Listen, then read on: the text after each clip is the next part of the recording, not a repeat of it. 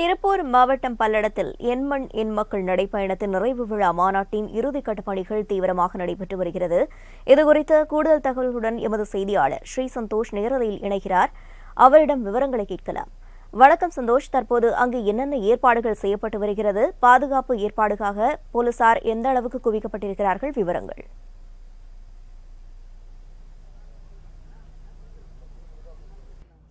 வணக்கம் பிரவீனா. தமிழக பாஜக தலைவர் அண்ணாமலை மேற்கொண்டு வரும் எண்மண் எண் மக்கள் பாத யாத்திரையினை கடந்த வருடம் ஜூலை 28 ராமேஸ்வரத்தில் மத்திய உள்துறை அமைச்சர் அமித்ஷா தொடங்கி வைத்திருந்தார். குறிப்பாக தமிழகத்தின் 234 தொகுதிகளிலும் கடந்து இந்த பாத யாத்திரையானது நாளை திருப்பூர் மாவட்டத்தில் இருக்கக்கூடிய பல்லடம் பகுதியில் நிறைவு விழா நடைபெற இருக்கிறது.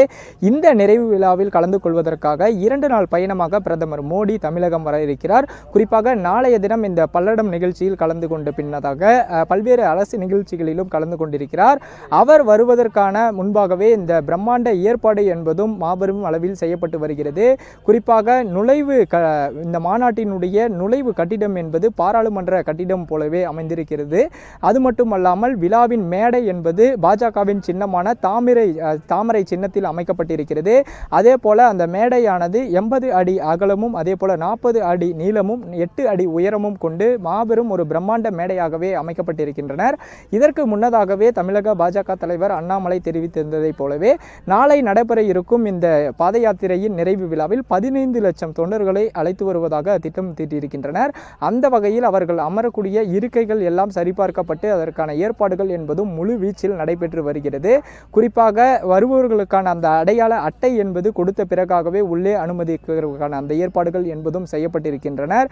அதே போல 3 வகுப்புகளாக பிரிக்கப்பட்டு முதல் வகுப்பில் பாஜக கட்சியில் இருக்கக்கூடிய மாவட்ட தலைவர்கள் மற்றும் நிர்வாகிகள், தொண்டர்கள் என அனைவரும் இந்த பகுதியில் அமரும்படி காவல்துறையினரும் தொடர்ச்சியாக பணியில் ஈடுபட்டு வருகின்றனர். குறிப்பாக நாளை வருகை தர இருக்கக்கூடிய மோடி அவர்களின் வரவேற்பிற்காகவும் மேடை அமைந்திருக்கக்கூடிய இந்த விழா நடைபெறும் இடத்திற்கு அருகாமையிலே அவருக்கான அந்த ஹெலிகாப்டர் தளம் என்பதும் அமைக்கப்பட்டிருக்கிறது. அந்த இடத்திலிருந்து இந்த பொதுக்கூட்டம் நடைபெறும் இடம் வரையிலுமே மெட்டல் ரோடு என்று சொல்லக்கூடிய 1 கிலோமீட்டர் தொலைவிற்கு அந்த ரோடு என்பதும் தயாராக்கப்பட்டு வருகின்றனர். மெட்டல் ரோடுக்கு மேலாக இந்த மேட் அமைக்கப்பட்டு அதில் அந்த தொண்டர்களை பார்த்தவாறு பிரதமர் மோடி வருவார் என்று தெரிவித்திருக்கின்றனர். பல்வேறு கூட்டணி கட்சி தலைவர்கள் இந்த நிறைவு விழா மேடையில் இருப்பார்கள் என்று இதற்கு முன்னதாகவே பாஜக தரப்பிலிருந்து தெரிவித்திருந்தனர். அந்த வகையில் நாளைய தினம் கூட்டணியில் இருப்பவர்கள் மற்றும் கூட்டணி கட்சியில் இருப்பதற்காக வருகை தருபவர்கள் என அனைவரும் இந்த கட்சி தலைவர்கள் கூட்டத்தில் அமர வைப்பார்கள் என்றும் எதிர்பார்க்கப்படுகிறது. குறிப்பாக இந்த மாவட்டம் மட்டுமல்லாமல் திருப்பூர், கோயம்புத்தூர், பல்லடம், சேலம், கரூர் உள்ளிட்ட 8 மாவட்டங்களைச் சேர்ந்த காவல்துறையினர் 5000த்திற்கும் மேற்பட்டோரை பாதுகாப்பு பணியில் தற்போது ஈடுபட்டு வருகின்றனர். இந்த நிலையில் தொடர்ச்சியாக தொண்டர்கள் வருகைக்காகவும் அவர்களது எந்த ஒரு அசம்பாவிதமும் நடப்பாத வண்ணமும் ஒவ்வொரு பகுதியிலும் காவல்துறையினர் தொடர்ச்சியாக பாதுகாப்பு பணியில் ஈடுபட்டு வருகின்றனர்.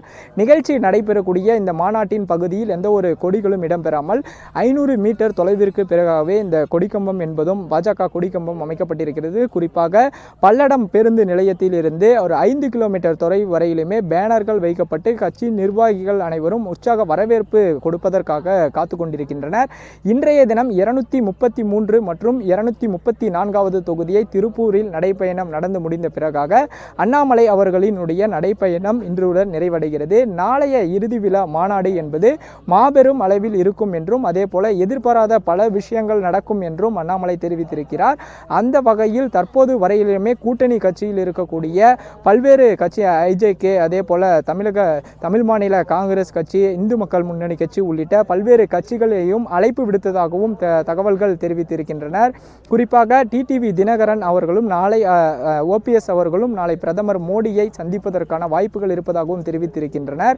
இந்த மாநாட்டை பொறுத்தவரையிலுமே இந்த மாநாட்டு நடைபெறும் இடத்தில் 15 தீயணைப்பு வாகனங்கள் மற்றும் 10 ஆம்புலன்ஸுகள் என பாதுகாப்பு பணிக்காக அனைத்து வாகனங்களும் கொண்டு வரப்பட்டிருக்கிறது. தயார் நிலையில் என்பதும் வைக்கப்பட்டிருக்கிறது. இந்த இறுதி கட்ட பணிகள் என்பது தீவிரமாக நடைபெற்று கொண்டிருக்கிறது. குறிப்பாக இன்று இரவுக்குள் முழுமையாக நிறைவடைந்து விடும் என்றும் பாஜக வட்டாரங்கள் தெரிவித்திருக்கின்றனர். அது மட்டுமல்லாமல் வரக்கூடிய தொண்டர்கள் பாதிப்படையாத வண்ணம் அனைத்து ஏற்பாடுகளும் செய்யப்பட்டிருப்பதாகவும் தகவல்கள் தெரிவித்திருக்கின்றனர். குறிப்பாக இந்த தற்காலிக கழிப்பிடம் அமைக்கும் பணி, அதே போல 500க்கும் மேற்பட்ட LED லைட்டுகள் என்பதும் அமைக்கப்பட்டிருப்பதாகவும் தகவல்கள் தெரிவித்திருக்கின்றனர். தெரிவித்திருக்கின்றனர். 3 வகுப்புகளை பிரிக்கப்பட்டு அந்தந்த வகுப்பிற்கு ஏற்ற அடையாள அட்டை காண்பித்த பின்னே காவல்துறையினர் மாநாட்டிற்கு உள்ளே அனுமதிக்கப்படுவார்கள் என்றும் தெரிவித்து இருக்கின்றனர்.